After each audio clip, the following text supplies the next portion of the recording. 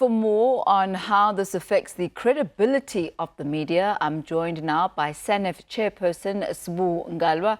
Good to have you with us, Sbu, in your capacity as chair of SANEF. Really deep allegations as well as admissions. But I guess, what are the implications of the allegations as well as the admissions on the media industry and the credibility of the media? I think, Tammy, your question actually goes into the nub of the issue, which is about the credibility of the media industry in South Africa. These are actually disturbing allegations, and also including the admission by African News Agency, where they admitted to having taken money from the State Security Agency.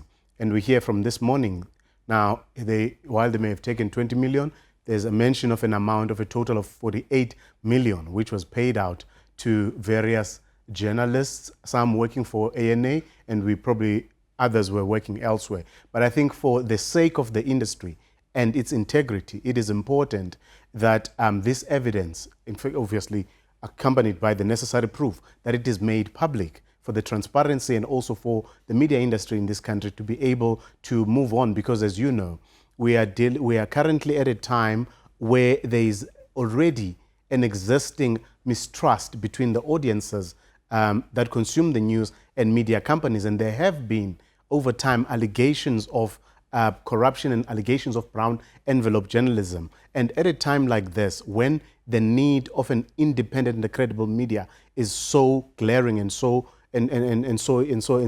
much needed, it is important that we take steps to kind of regain that trust and also try and clean up the industry. So as a starting point, we as SANEF are monitoring what is happening in the commission, but more importantly, we would like more transparency, we would like more an investigation, and also for the commission to get to a point where they can say this is who was paid and this is how much they were paid. In the same way that we know that ANA was paid 20 million and there were invoices were mentioned now by Advocate Pretorius that there were 2 invoices that were received, and we've heard from Advocate Pretorius that they say they have a list of journalists who were paid, which they will decide as the commission as to how they will move forward in terms of how to deal with that evidence. But it seems for now they're still talking about ANA, but if there is more evidence and there is proof thereof, let that be known publicly, because remember, Tammy, this is misuse and abuse of taxpayers' money at the end of the day. For the sake of transparency, we need to know. The extent of the investigation that SANEF is going to do, what is it that you aim to uncover? There have been allegations over the years of the brown envelopes that you're talking about, but here now, there are probably citizens that are saying, we knew it, here it is. And this is perhaps just one of many. What is the way forward for you as SANEF as far as uncovering who, where, and what are you going to do with that information once you find it? As a starting point, Tammy, I'll say this outright, that SANEF has no investigative capacity. That is why, in relation to abuse of public funds, we are saying that the necessary authorities must investigate and give us that information. In fact, give South Africans that information. But what we have done, even prior to this particular revelations that have come out or allegations that have emerged from the commission, SANEF had commissioned a report, an independent report into the media ethics and credibility, because even before this, we were aware and actually concerned about some ethical lapses in various newsrooms.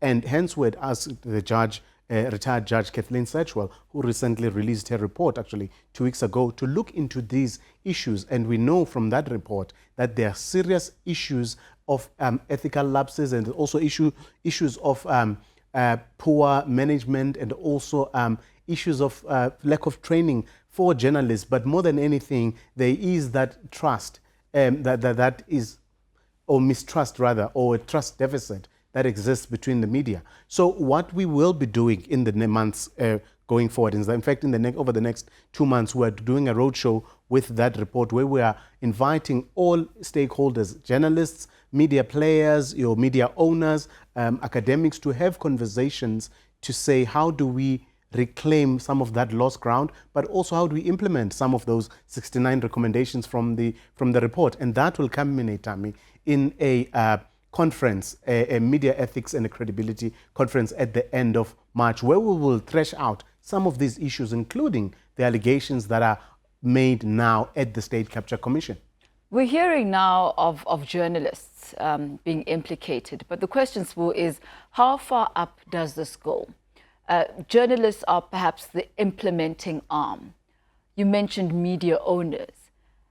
And perhaps that's where a lot of the influence might be coming from as well, where it's a collaboration and agreements between media owners and certain agencies.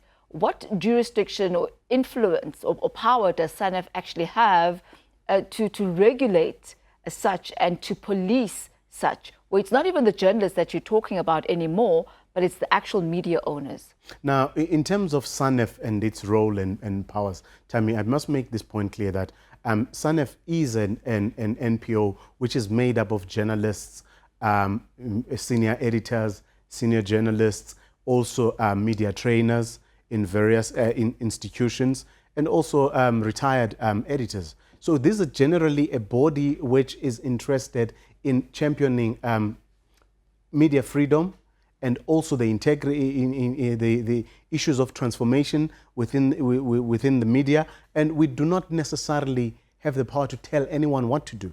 But what we can do, because we are a body of interested parties and people who care about journalism in this country and its integrity, we are able to influence, to actually shine the light on certain issues. Like, for instance, issues of diversity in newsrooms. Those were studies that SANEF has done over the years and that have led to some changes. So in this particular interest, it is about how do we ensure that the media in South Africa is, one, has the necessary integrity that it requires, has the necessary independence to be able to carry out its duties, but more importantly, that it is able to, it is sustainable beyond this particular period. Because as we deal with all these issues, the main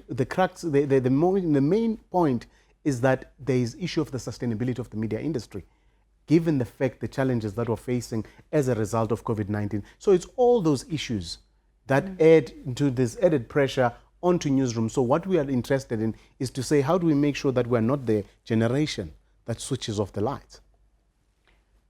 Not the generation that switches off the lights. Ultimately, I guess the legal arm will have to take its course.